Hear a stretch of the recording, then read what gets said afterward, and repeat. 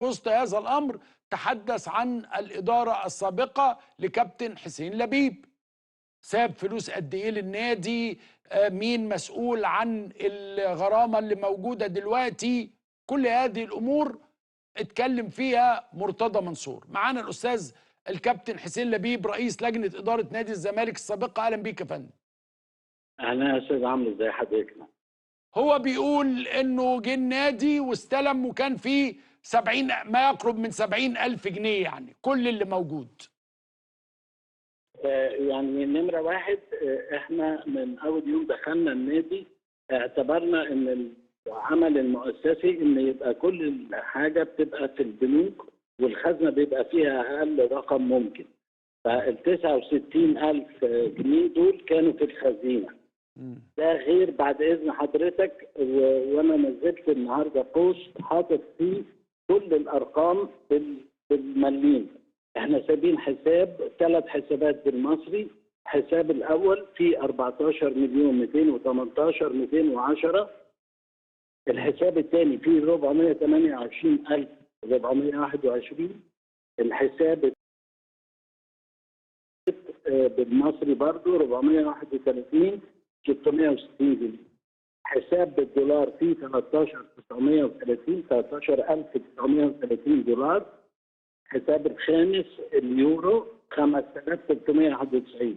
لو حضرتك جمعتهم كده تقريبا يطلع في حدود 15 مليون. فيبقى في 69,000 في الخزينه وفي 15 مليون جنيه في حسابات البنوك، لان ده عهدنا بالعمل المؤسسي ان يبقى كل الحسابات داخل البنوك. ومعتمد انا شايف وماضي عليها المستشار احمد جلال والختم وكل حاجه. يعني ده لو حضرتك شايفه هو ده البوست اللي انا نزلته، هو ده الورق اللي احنا بنسلم. احنا لما بنيجي نسلم يا استاذ عمرو بنسلم تبع قوانين الرياضه اللي هي معمول بها من وزاره الشباب والرياضه. بتيجي لجنه من وزاره الشباب والرياضه بتستلم مننا ما يسمى التسليم النهائي للجنه المؤقته عشان تسلم الطرف الاخر اللي هو مجلس الاداره، بس كان في ذلك الوقت برضه هم لجنه مؤقته. هو بيقول ايضا ان انتم مسؤولين عن الغرامه بتاعت شيكابالا، ايه حقيقه هذا الامر؟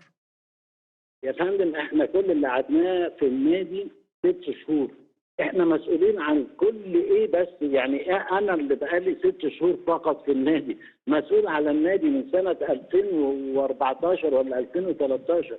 في 6 شهور بقيت انا المسؤول عن الضرائب اللي على النادي بقى لها 50 سنه، وانا المسؤول عن التامينات الاجتماعيه وضريبه القيمه المضافه وعقود اللاعبين وقضايا من سنه 2015. يعني هاو كم انا مش متخيل بصراحه الكلام ده.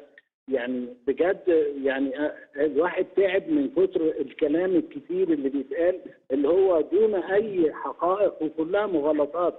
انا مستعد يعني لو تحب حضرتك، انا مش محتاج ورقه وقلم، انا حافظ الارقام بالكامل، سواء اللي احنا لما استلمنا النادي من لجنه اللي هو عماد او اما سلمنا النادي. يعني انا حافظهم صم، مش محتاج ورقه وقلم والله. انما موضوع شيكابالا هل انت مسؤول عنه؟ يعني ابدا اطلاقا يا فندم، دي قضيه من 2015 وامبارح كان الاستاذ عمرو ادهم وضحها لجماهير نادي الزمالك بالكامل قضيه شيكابالا. ازاي انا ابقى مسؤول عنها وانا ما قعدتش غير 6 شهور والقضيه من سنه 2015؟ يعني ازاي؟ وبعدين اللي احنا فهمناه ان هو كان طلعوا اكتر من مره وقالوا ان شيكابالا عقده 1000 جنيه عشان بندفع مستحقات نادي سبورتنج لشبونه. طب فين المستحقات اللي اتخصمت من عقد شيكابالا ب 1000 جنيه عشان ندفع مستحقات سبورتنج لشبونه، ومره واحده بقى سبورتنج لشبونه دلوقتي علينا فلوس كنادي الزمالك؟ لا طبعا الكلام ده خاطئ تماما. كابتن حسين، ايه الحل؟ الحل موجود وشغالين عليه. احنا مجموعه من ولاد النادي شغالين على الحل لاسترجاع نادي الزمالك لابنائه المخلصين. ده اللي اقدر اقوله حاليا بعد اذن حضرتك، انما الايام القادمه هيبان فيها معنى كلامي ده.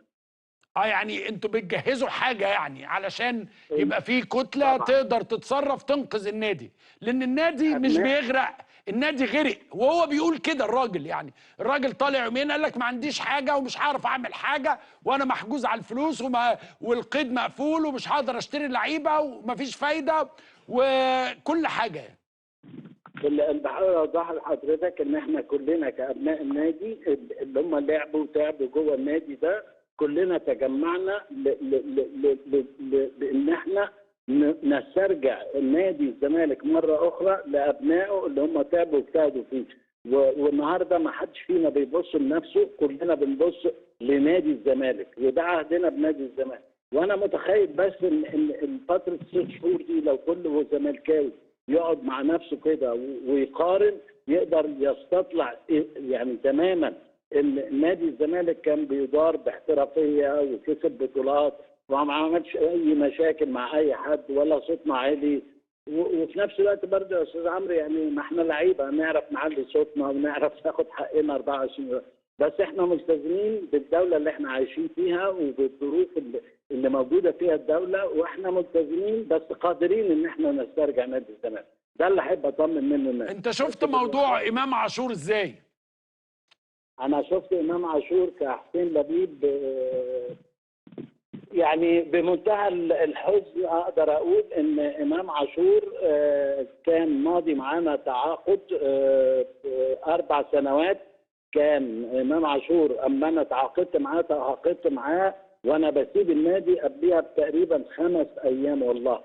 وكان من وجهه نظري كراجل بتاع رياضه ان امام هيطفر، فبالتالي خلي امام معانا لان امام لاعب قوي جدا ما حدش وصغير وصغير في السن، وعملت له عقد 4 سنوات يبدا يعني بالظبط كده يا فندم يبدا من 21/22 لغايه سنه 24/25. والعقد ده اجمالي تعاقد في السنه انكلودنج الضرايب، يعني يتخصم منه الضرايب كلها ب 10,750، يعني ياخد نت في ايده 8 مليون. وال 8 مليون دي من اول سنه لرابع سنه هو 8 مليون.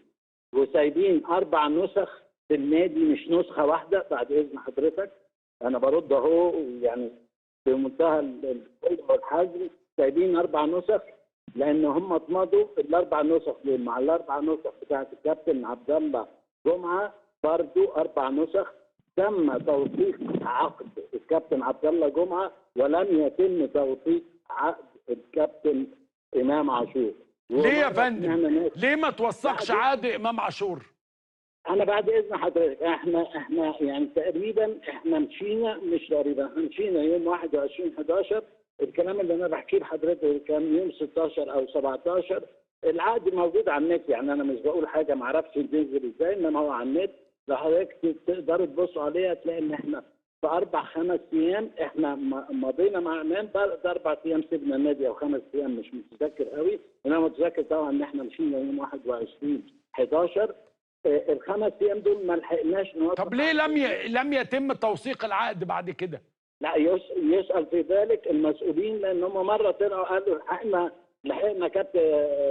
عقد الكابتن امام عاشور ولحقناه عشان ما يتوثقش بضحكه وسخريه. انا واضح وفي منتهى الصراحه. ومره ثانيه لا ده ما لقيناش غير نسخه واحده. كل الكلام ده كلام يعني احنا عندنا في النادي حضرتك عارف اللاعبين اكتر مني وكلهم عندهم عقود. اشمعنى ده العقد الوحيد اللي يعني احنا شلنا 3 نسخ وسيبنا نسخه؟ كلام طبعا كله مغالطات وكله لا يرتقي لمستوى المسؤوليه. النقطه الثانيه برضو اللي عايز ارد عليها بعد اذن حضرتك، يقال ان اصل الكابتن حسين لبيب لما عمل مع امام دي يعني زي ما بيقولوا ثالث سيناريو، ده كان حاطط فيه شرط جزائي. حضرتك انا مستعد يعني انزل دلوقتي من اسكندريه اوري حضرتك صوره العقد، الشرطين اللي كانوا محطوطين.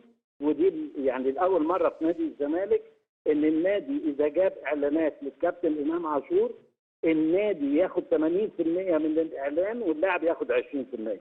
بمعنى لو جبت له انا عقد ب1,000,000 جنيه النادي يتحصل على 800,000 واللاعب 200,000. لو اللاعب جاب اعلان والنادي وافق على هذا الاعلان النادي يستحق 25%. هذه الشروط الجزائيه اللي انا كنت حاططها. هل ده شرط حلو ولا وحش في مصلحه الزمالك؟